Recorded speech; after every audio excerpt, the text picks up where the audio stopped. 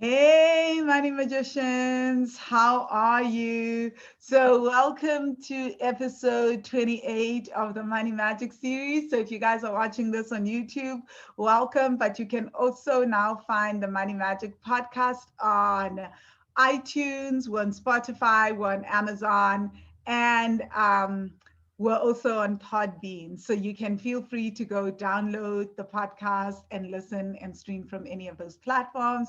My name is Vangile and I am your host for the show. And I work with the women of color to help them heal ancestral money trauma. With me today is Lungile. She is my personal trainer. And guys, honestly, this woman has changed my life. Let me just start by saying hello, Lungi, and welcome. Thank you for coming on the show. Hello, Van. Hello, everyone. Thank you for having me.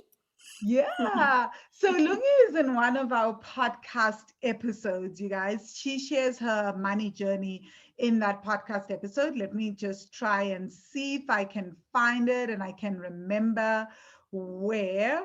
But I don't know. I think it's like episode 10 or something. I'm not going to bother looking at it now, but I'll definitely share in the mailing list and the description to go check out her other episodes. So, why she's on here is I invited her because I wanted to talk about food trauma and her relationship with food and the journey that she's going through because she's done the work, she's doing the work around money trauma, but it's also so incredible doing my workout sessions with her because, and we'll do another episode on this around working out and being in your body and the trauma and all that because we live in this world that insists that we need to work out, but I can tell you guys, what for me to work out consistently with Lungi, and we've been doing this for 6, 7, or 8 months.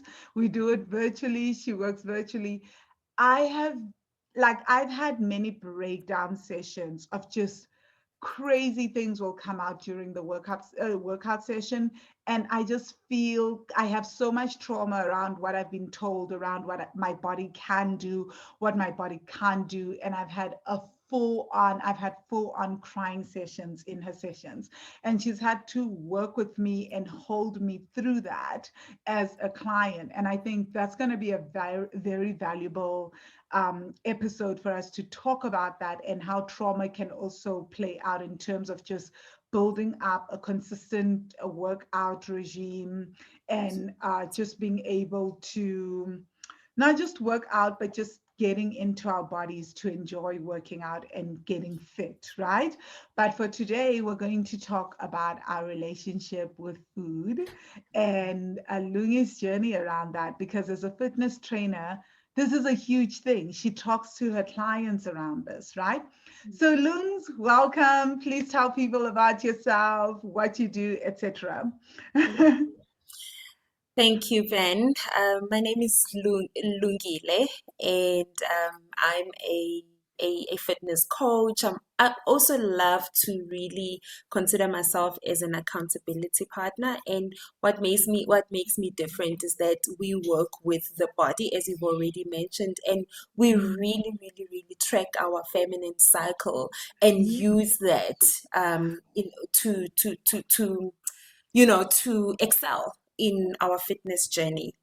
Yeah. Mm, I love this about working with the feminine cycle. So, Loons, before we even dive into the relationship that we have with food, let's talk about the relationship that we have with our bodies. Because there's a post that you shared, I think, about a few months ago. Can't remember the caption, but I remember exactly like these particular words where you said, guys, look at what my period has done to my body, and how you then shared with us that actually this belief that we need to always look a particular way, even when we're on our cycle, is ridiculous. That when there are points in our cycle when we look incredible and other points when we will feel and look a little bit more bloated than usual and even go up a dress size.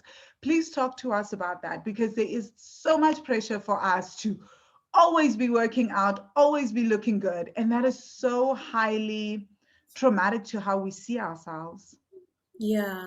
So, Like I just feel like a lot of people who are not comfortable with how their body looks at the Mm, moment always find it easier to find an image of somebody else and say, Lungi, can you help me look like this?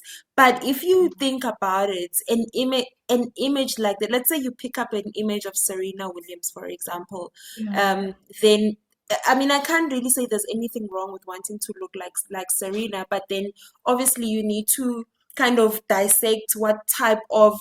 If I want to look like Serena, okay, so let's look at her waistline, let's look at her arms, let's look at her legs. For Mm, me to get to look like that, what type of workout regime would I need to put together and then to build my body to look that way? But mm, Serena doesn't necessarily share with us her images of what her body looks like when she's on different cycles. That picture was actually a shoot, or maybe it was one of her best games. She was yeah, at her element on that yeah, day, and so those pictures are not her everyday reality. I mean, yeah, even if you look at people who are bodybuilders, for example, everything's got seasons. So whilst we train towards that season, then we get to look a certain way, but it doesn't mean that you've got abs each and every day. It doesn't mm, mean that your body looks the same each and every day. And yes, that day I was really, really, really bloated. Like, I mean, I mm, couldn't believe how I looked the next day when I sent you guys another picture, which was like yes. almost the total opposite of what I was looking the day Guys, it before. was like a completely different human being, you know? A completely different human being. And this is what it's about when we talk about, just give yourself a break, man. Just go with Mm, your body, be in the moment, because on that day where I was so bloated, I really needed a lot of nurturing. I needed my bed. I needed to be alone. I needed to hold my tummy and just talk to it and touch myself and be one with me, and that's okay. So that's why I shaped that image, that even though I'm a personal trainer, I think as personal trainers there's a lot of pressure to look a certain way. mm, You can be a personal trainer, you can be a coach, whatever you call yourself. People can look up to you for your body, but I refuse. I think it's unfair to be put on a pedestal and have to live up to an image that is not necessarily realistic. I think that's a way of how we lie to ourselves as well. Um, you know what they say. We talk about this the other day, how comedians sometimes go through a lot of depression because we expect them to be mm, happy every day. Even if mm. you're a personal trainer or you're in the fitness space, you can have your moments where your body is not what you would have wanted it to be right now. But it's important to stay in the moment and show that to the people because do you know why? You're human. Yes, yes. Ooh, I love this. All that you've said, Lungi, is resonating so deeply with me.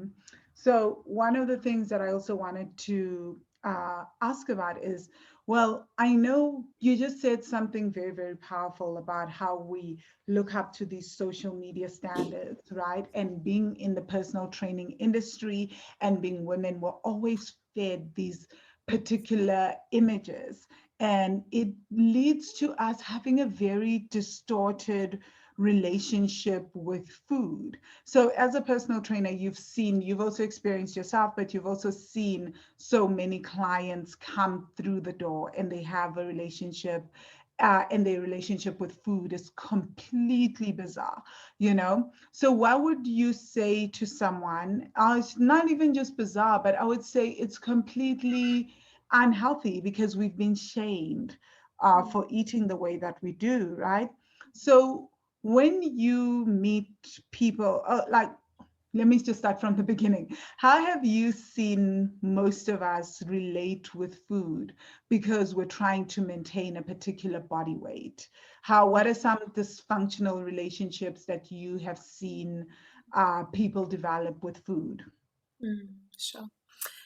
Yeah, this is quite a big one because Mm, I'm not gonna say everyone goes through that. Yes, in my journey, I've met people who, our teachers are everyday people. And Mhm. as a person who trains others and works out with us, I've learned so much from my clients, particularly where food is concerned as well.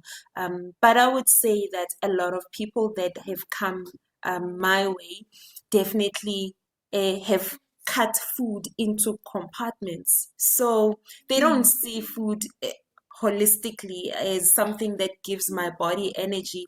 They see food Mhm. as carbohydrates, protein, and fat. And so they're But that's what we're taught, constantly, Loons. Isn't that what every Instagram thing coach teaches us? Isn't like at some point, wasn't it just you only eat meat? That's the only way that you're gonna get lean and muscular yeah. or whatever. Yeah, and here's the thing. I mean, you know that I've had challenges with the same thing because I've also been programmed that way. And for a long time in my life, I just never touched carbohydrates. If I considered it to be a carb, I used to think I just I can't. This is not gonna come anywhere near my body because it's gonna mess up my figure. And once I got into like harder, more intensive type of fitness, then I was too weak. I couldn't keep up with it. No matter how much meat I ate, how many vegetables I ate, I really just needed to eat my brown rice. I needed to eat, like I needed So my even brown potato. rice was off the table. I eat my brown rice. Yeah, I didn't touch rice completely because for me it was like it's a carb. I don't care if it's brown, I don't care if it's black, I don't care. I don't eat potatoes, I only eat sweet potatoes because potatoes have got more carbohydrates. But what happened was that my body got smaller, but I also got weaker. And the funny thing is that the manner in which you lose the weight when you eat that way is not the same as the manner in which you lose the weight when you eat holistically and continue to work out. You even your muscle mass goes you have a more your muscle mass is less. It's almost like we are older, but Yeah. you can lose weight but gain muscle mass. But you Mm. have to eat holistically in order to have the fair balance, and your body needs Oh, energy nice. to be able to do that. So I see a lot of my clients saying, I don't eat carbohydrates after 3. I don't, I only eat carbohydrates ekuseni kuphela, and yeah, I mean, I'm it's laughing because that could never be me. That level of self-discipline, guys. Loons knows. It's like we'll be in the middle of a workout session. I'm like, and you're like, I I need a need bowl of food. rice. We've literally paused my workout, so I'm like, I'm hungry now. Yes. I'm like, we are now going to eat and then resume workout. Yeah, and listen, different things have worked for different people, or so they think. I mean, it also depends what type of physique you want to have at the end of the day. Um, for me, I'm like on a journey where, I'm going on my body transformation and I'm really gunning for an athletic look. So I have to eat in a certain way and train in a certain way, and everything for me is like it's like learning all over again. It's like Yeah. it's so different, yet I'm just so happy. I feel so alive. I feel like my body can do more. Nothing scares me when I can rely on my body. Yeah. Yeah. Yeah. No, guys, it's been really, really interesting having Lungi train me because we have such really fascinating conversations. And one of the things that we spoke about, Lungi, which I think is why I was like, no, we need to have this conversation on the podcast because it's going to change so many people. Because one of the things you said to me was that you always thought it was bizarre that I would always just go on and on about food and pleasure and how food brings me so much pleasure. And now you're on this journey to realize that food can be pleasure. And now that's also changing your relationship with food, how you eat, and it's also changing the way that you approach your entire fitness. I guess I want to say regime. That sounds a little hard, Yeah. but like Okay. your entire fitness schedule. Can you tell us about that? Because I think we've it's hard for most people to associate anything that has to do with fitness with pleasure, you know? Mm. Yeah. So I love this because yeah, um, I I used to be one of those people. I still fall into the trap sometimes, but I'm intentional about it now. If I would eat on the go. So I would grab Yes. a banana and I am doing my podcast. I would Mhm. have my nuts and I'm training. Whatever I would eat on the go. But Yes. what I found about making time for my food and how that gets into pleasure is that it really awakens all of my senses. If I Mhm. look at my food and I'm like, whoa, look at those colors. I've got my greens, I've got my yellows, I've got my oranges in one plate. That excites me. And if I can just smell it, and Mm. like gone are those days where my food was only salt and pepper because I thought all spices are carb. There's a time I thought spices are sugar. I don't eat spices. So my food was just so bland. It was like Is that the clean literally eating trend? it was That's a oh my Woolies green salad, like as it is. And that's my food. So my food didn't smell like much. It looked nice, but it didn't smell like much. It didn't have God. flavor, Mm. But once I started doing that, what does it smell like? What does it look like? Mm. Ooh, the different flavors. This one is crispy. This one is so soft. And then eventually, what does it taste like when it gets to my tongue? And I'm able to say, the other day I was eating a sweet potato and I was like, wow, I pick up that there's ginger in this Yes, sweet I remember potato. I was there. Remember, Was like, oh my gosh, this that's is like so good. that's a story. You're almost making love to the food, to the sweet potatoes, because you're Yes. picking up all the flavors and you like the way it just mixes so nice with that cinnamon, or the way it gels so nice with the garlic. There's a story Yeah. to the food, and there's no way you can hurry that up because you're Yes. chewing slower. You're just really, really engaged, and you're enjoying what you eat. So Mm. this is the beauty of food, and how I've been able to link it with pleasure. And that, to be honest with you, I learned from you and many of the new, the song New Friend, No New Friends is so stupid because no new, if you keep on saying no new friends, you're not gonna learn much. Like, I met new Yeah. people in my life, and Yeah. I really met people who ate incredible food, people who were just passionate about things that I thought, okay, whatever. Yeah. But once I got into it, then it actually also fit into my everyday life, like my fitness. Mhm. There's no way that I can separate my fitness from health. Um, Yes. and if my bread, like for example, I've got no qualms around bread. I eat bread, but I don't eat Albany bread, like white bread, because for me Yeah. it tastes like nothing. So Yeah. even if I eat bread, my bread must have seeds. It must taste like something, and then I'll put something on top of it. So everything has Ooh, to taste like eating for something. pleasure, Lung. Right, right. That's it. Yeah. Guys, I love what Lungi just said, right? Because pleasure, I've always had this thing, she knows. Like, I refuse to eat anything if my senses are not engaged. I love food, but I'm really one of those people that will eat to fill the tummy.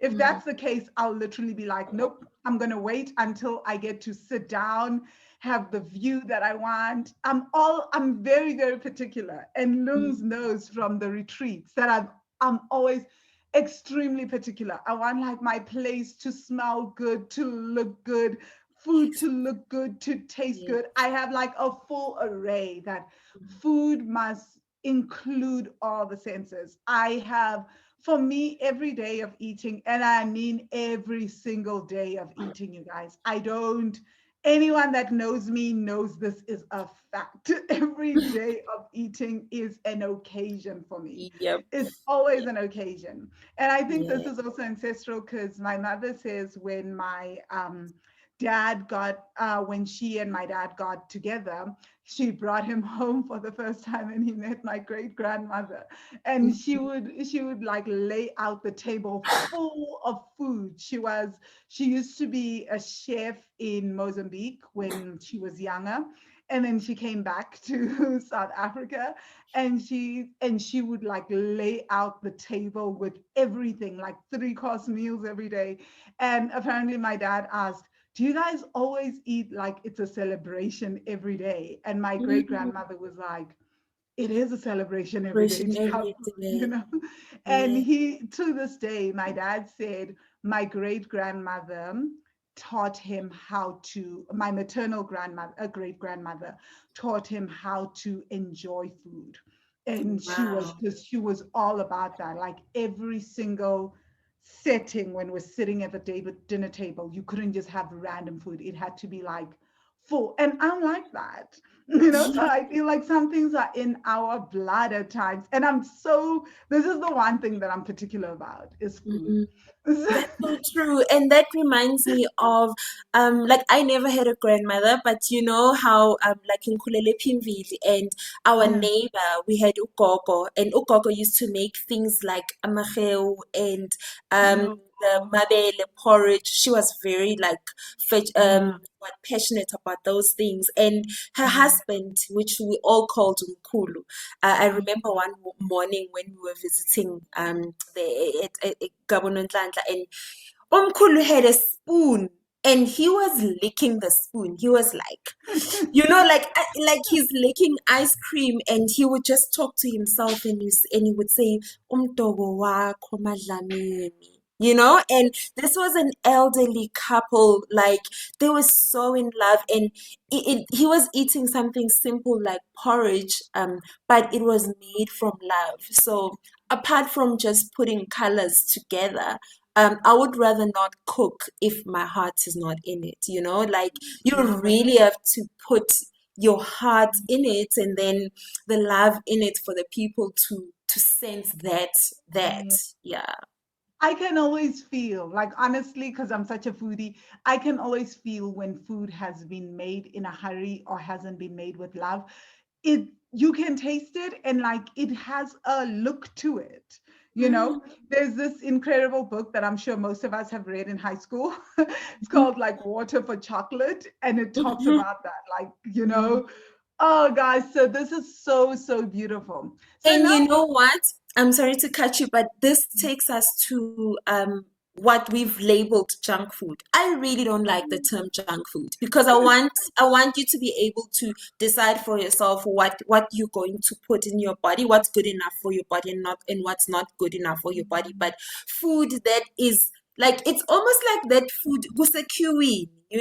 So you number one, it's like roll number one, roll number two, petty number one, petty number two. There is mm, no passion. It's systems. It's hoy, hoy, hoy, hoy, box, box, box, box. And yeah. this is why I can't eat that food. I can't. I don't enjoy it. You can taste that it's made from machines mainly.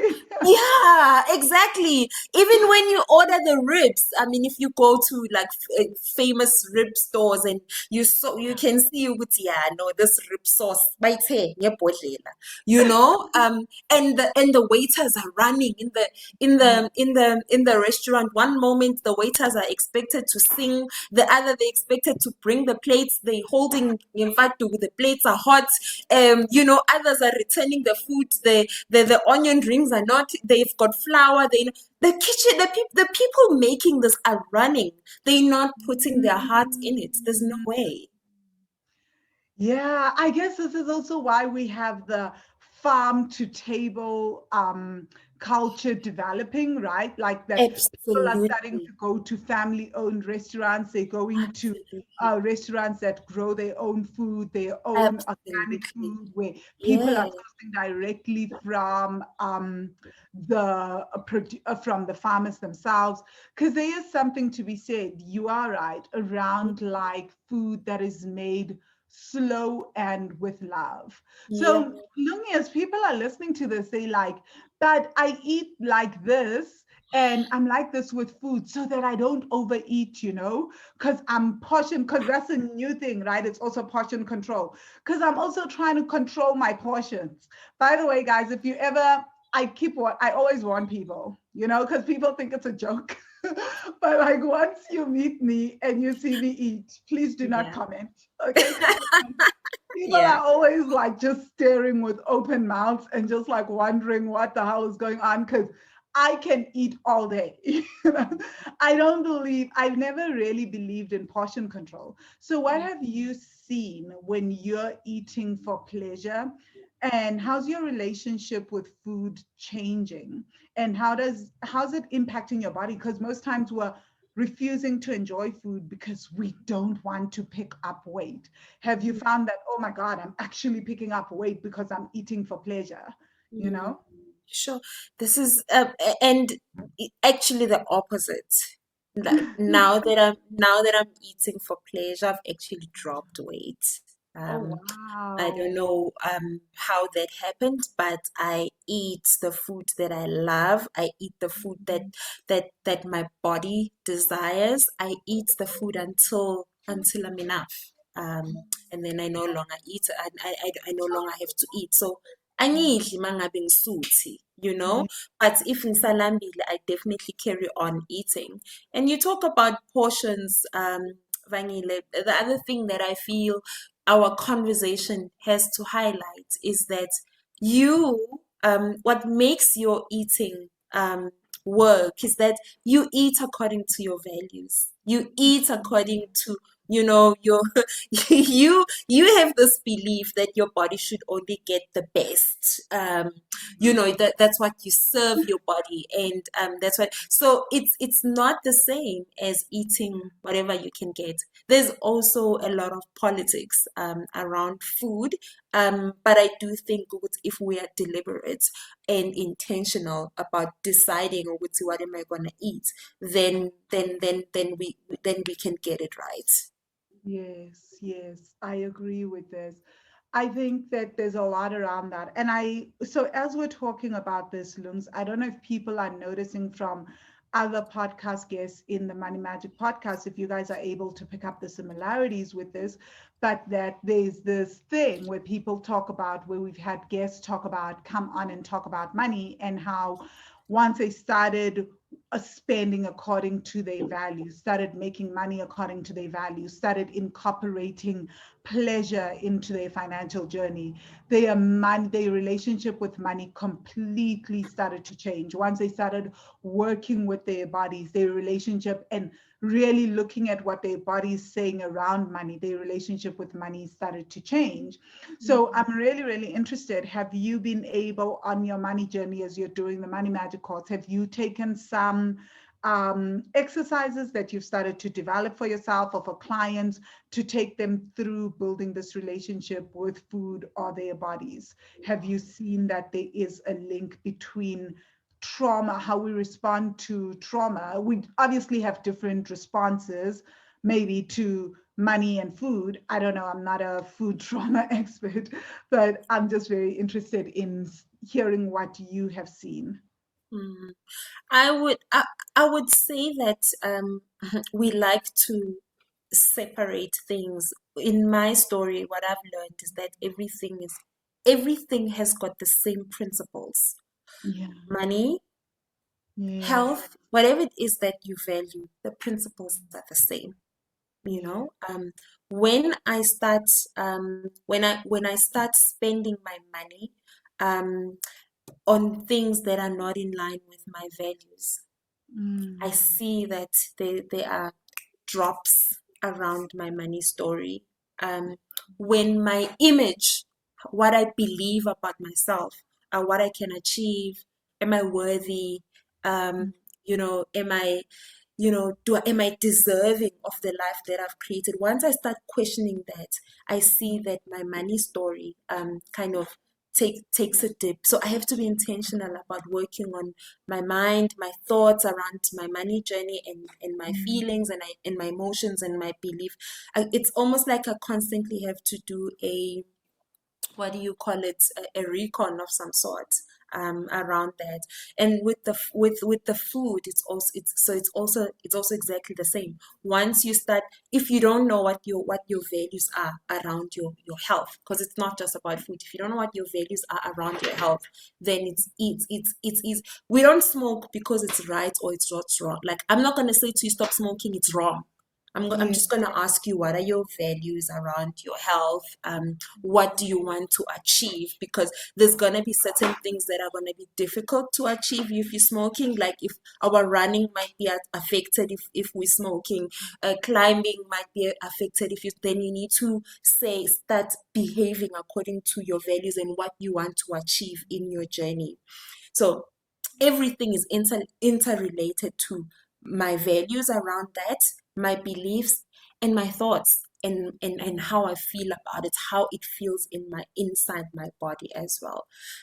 Yeah, for a long time I thought that I could just flourish in my fitness journey, but I noticed that it's difficult for me to flourish in one and drop the other. Like, it's almost like you have to be consistent in the entire wheel of life. Your family as well, the same thing. If you don't apply the values that you have within your family, you're gonna have problems, whatever those values are, within your family. Your job, if you've got your job and you don't apply values that are core to you in your job, you're gonna have a problem. So yeah, I think what I learned is that the principles are the same for everything. Yeah, wow. That is just so, so powerful, Loans. And I know that you teach a lot about going into the body with pleasure, around pleasure. Can you just share also the importance of a pleasure in terms of just what you've noticed when you're working with people once they start incorporating pleasure on their health journey and their fitness journey and even on their eating, changing their eating habits? How do people start to react in terms of feeling safe to start losing the weight? Mm, mm. So I missed a little, some parts of that question. I'm sorry. Usnotile is demanding my attention. Yes, so I'm sorry I We're lost you there for a almost second. done, Snotile. Usnotile, yeah. Yeah, so Oh no, no, no worries. So I just wanted to say, what have you noticed on people, for people in terms of their weight loss journey? Once, because this is your journey, but with clients, and I know some of your clients because we tend to know each other, guys. So we've seen each other's journey. Once they start incorporating pleasure and working with the womb, more than anything, I think working with our cycle and incorporating pleasure. And I think, in particular, that time of the month where we get to rest, we get to really nurture ourselves and take pleasure in our bodies. What have you seen in terms of their physical transformation? I'm asking this question in particular because I recently, even one of the Money Magic students, we recently had a conversation where she was like, no, I still work out during my cycle. When I'm on my cycle, I go out and I do a run. And I'm just like, wow. And I had to tell her about what I had learned as a Tantra yoga teacher and what I had been taught in Tantra, right, around the womb, and working out with you what we do in that during that time period. So, what have you noticed? Because I think there's so much pressure to always be working out, to always be eating like super healthy, even if your body's asking for chocolate cake during that time of the month and lots of it. yeah, so I think the key word that's coming for me right now is, when my clients truly embrace their cycle, and when they truly respect or work with their cycle, I really appreciate that. They then, it's almost like their intuition um also just sharpens, and different things come up for different people, but it's always interesting hearing from them what's come up from them, instead of having clients who want me to tell them what's happening. So everyone's story is different because it comes from their own intuition, and they take time out to hear what comes from within, which is always so beautiful. I've seen clients really, really just approach their fitness journey with ease. There's no pressure, like no one. I don't remember the last time I've put anyone on a scale. Like, no, we don't talk about numbers.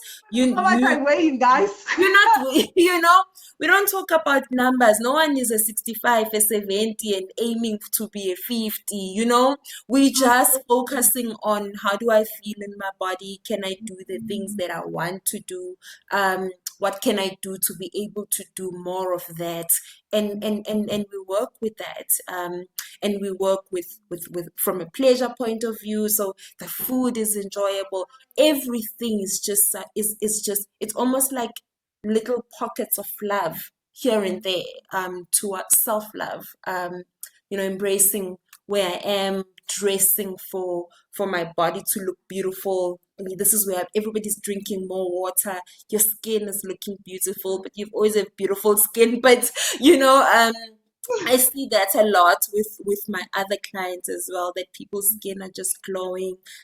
People are dropping it at dress size, but we don't really know how much weight someone has lost because we're not focusing on the numbers. Yeah. And I think people are wondering, how do you know you're making progress? Well, you know you're making progress because you have a mirror, right? And Yep. also, suddenly you wake up a few days, like a few weeks, months later, and your clothes are fitting better.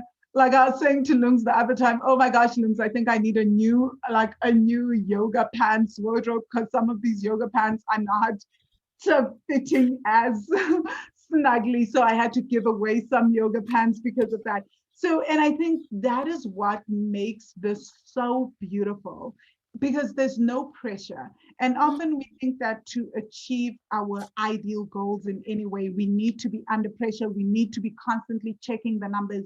But for me, this is what ease means, right? It's not that we don't do the hectic workouts, that we're not working out, like when it's a workout day, especially during ovulation. Loons keeps track of all our calendars, right? Of all our calendars. And then when it's time for ovulation, should we bring it up a notch? So different times of the cycle, the fitness regime is different. It's more intense. The week before our period, it drops. So there's so many things that are going on, and you see the shift. So I Yeah, like and conversation. like when I think about the numbers thing that you're talking about, like the big question for me the burning question has been, if you are overweight, you are over whose weight? You Oh, know, Wh- yeah. over whose weight? Over what weight? Mm, Who gets to put the benchmark to mm. say if you are now.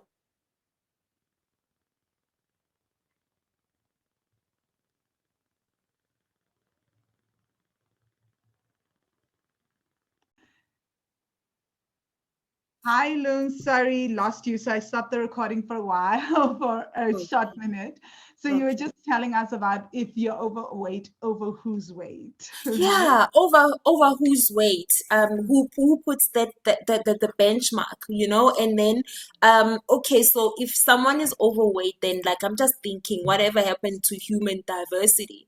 We're not like biscuits, you're not, no one is holding a cookie cutter and cutting us all into the same shape, size, and depth, and width and height, hence, I always say that all our bodies are beautiful. If the body that you have is your home, and your body is beautiful. Yeah. Oh, this is just the perfect place to stop. Guys, I think you can see why I have Lungi as my fitness trainer, right? why I love working out with her. I didn't start out as a person that loved working out because I'm more like a yoga person, take it slow, etc. And I never wanted someone that would come in and interfere with my constant eating. I don't want anyone that will interfere with my food, with how I eat, that will tell me to cut back on carbs, cut back on rice. I eat rice like 3 times a day. Lungi knows this. Like, I'm good with it. Like I said, we'll pause so that I will eat my rice. So you Yeah. know, I love rice. But thank you so much, Lungs, for joining us. How do people get hold of you? I know people are thinking they want to talk to you about your services. Please tell us, how do they reach out to you? How do they get to work with you? Thank you, Van. Okay, so on Facebook, I'm Lungile Ngubane, and I've also got a group. It's called Just Do You. My number is 0735073577. So I would encourage everyone to rather actually drop me a WhatsApp on my personal line. That's the best way to get hold of me. Thank you, Vangile, for this Thank moment. Thank you you. so much. Thank you, And thank guys, you. just a little word of caution, right? Like Lungi, if you're outside of South Africa, please put the +27 and then start with 73 to reach her on WhatsApp. If you're on the Wealthy Money mailing list, I'll give her WhatsApp contact details for everyone in the international format. And I will also give you her Facebook profile. Thank you, Lungs. We're going to let you go. And thank you so much, Money Magicians, for tuning in. Have Thank you. a fantastic day, Lungi. Bye bye. Bye. Okay, so Money Magicians, I really, really hope that you enjoyed that. Um, Definitely check out the Money Magic course. This is where we talk about money and trauma and going into the body with trauma. Lungi is also a student, so please go to the Money Magic course, get on the mailing list, get on the waiting list, or enroll if we're open for registration. Check it out at wealthy-money.com/money magic. And of course, this is episode 28. If you have just joined us, please check out all the other episodes from episode 1, where I interview tons of students and experts around trauma and money. You'll definitely get a lot of value from that. Have a fantastic day further. Bye.